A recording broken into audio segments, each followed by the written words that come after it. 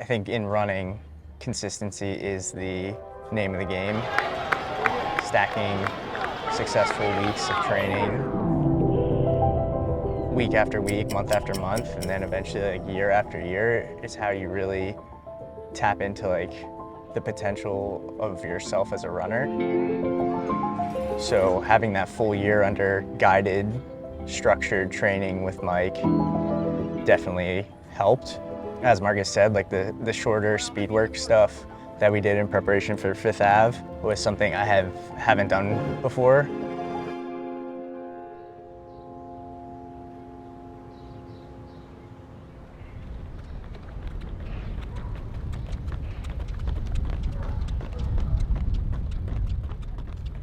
So 2023, raced Fifth Ave Mile for the first time. First time racing a mile. And it was also my first race under Mike. So we had been training together, really just getting ready for the New York City Marathon, but I also told him that I wanted to do Fifth Ave. I think it keeps training interesting. He got us prepped for Fifth Ave in 2023. The goal going in was 450, and we ran 440. It's not like, I guess it was what I expected. Like, just didn't expect my thighs to die on the uphill. Like, first 800, you're like going to the top of the hill, then you have a flattens, and then you go down. And my legs were just filling with lactic acid. And once I cruxed the hill, I was like, just lean forward and let yourself get carried. And I don't know, it was good, and just die at the end. What was the final time? 440, I think. I didn't really know much about mile-specific training back then, and I would have to go back and look at my log of what workouts we were doing. But this most recent cycle before Fifth Ave 2024, I felt myself getting a lot faster. And I think that since we had a lot more time under our belt under Mike, he kind of knew us a bit better, knew our bodies, knew how our training had been going for the last year, and was able to give us much more specific workouts, harder workouts. And like I said, I felt myself getting faster. Now, it's a bit weird because you are kind of training, like we spent a lot of the winter / beginning of summer training for the 5K, and then middle of summer-ish kind of switched over to the mile. And you're training in the heat, so it kind of makes everything a bit harder, especially the faster stuff on the track. I just remember thinking in some of those workouts, like, I am gonna die. They were so hard. Holy shit. I had a couple that I had to cut short. I had one where my heart was like beating out of my chest, and I thought I was gonna pass out. But overall, the workouts went well, we were getting faster, and then obviously the weather breaks and you're just so much faster when it's not hot.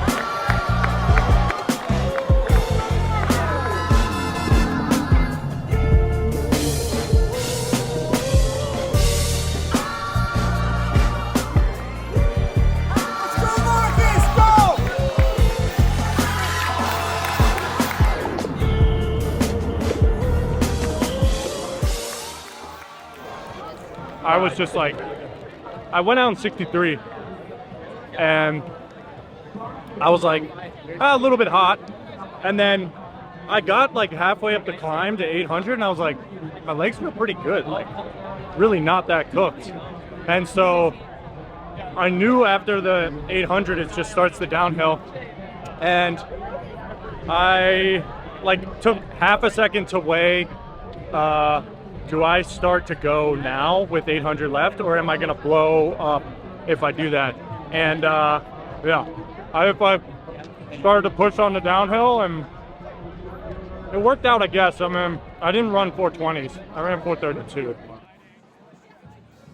I ran a 447 in 2023, and then ran the 441 this year.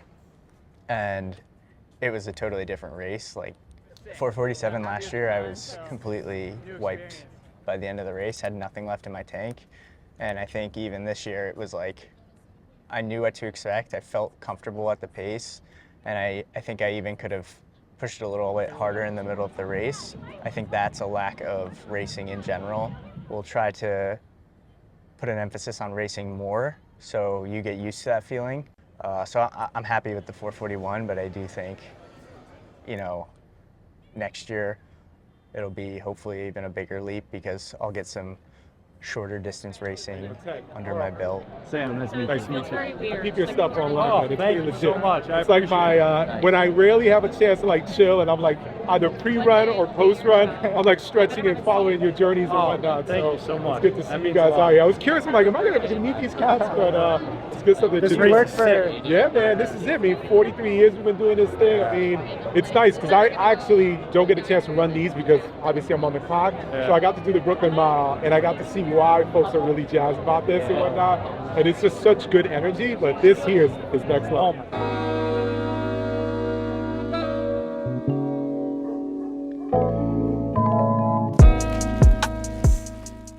When you're making content consistently, and business is pretty repetitive a lot of the time. It's like, you know, my life doesn't have a whole lot of variation. I don't think any of us really have a whole lot of variation, and so obviously you want to keep it interesting, but we're also not just gonna force content of like shit that's not real. And yeah, so you end up in situations where you're just in the nitty gritty, and how do you tell a story about it, and how do you not only tell a story but make it interesting? I don't know, because I find it interesting, you know. I'm sure Sean and Clay do too, but it's a very small, like that we have a reason to find it interesting. There's a lot of build toward the back half of this year. September now, but like October, November, December, we're running crazy hard, and not like actually running, just like the business has a bunch of stuff going on top of Chicago Marathon, October 13th. So it's the prep work to get to that point that sometimes it's just not interesting, or not, it's not like action packed, or maybe there really isn't a storyline involved, but it has to be done. And at the end of the day, the business comes before the content. Like, you know, that's the focus. We just try to capture all of it in its reality. All right, everybody grab a knife.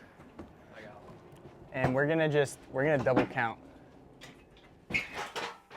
We're gonna open up these boxes and put them all in here, and we're just gonna double check the count. So these are hoodies that were made by a manufacturer that we're no longer using. They just had some like manufacturing inconsistencies that we weren't necessarily like, they weren't unsellable, but they just weren't up to the standard of quality that like we were used to putting out. We sent out an email to people on our customers on our email list that had ordered 2+ items, and instead of like, I don't know, recycling them or like figuring out a way to like donate them or something, offering it to those customers at a 50% discount. Because to be honest, most of these hoodies are perfectly fine. The fit is totally fine. It's just like embroidery inconsistencies. That's like the number one thing.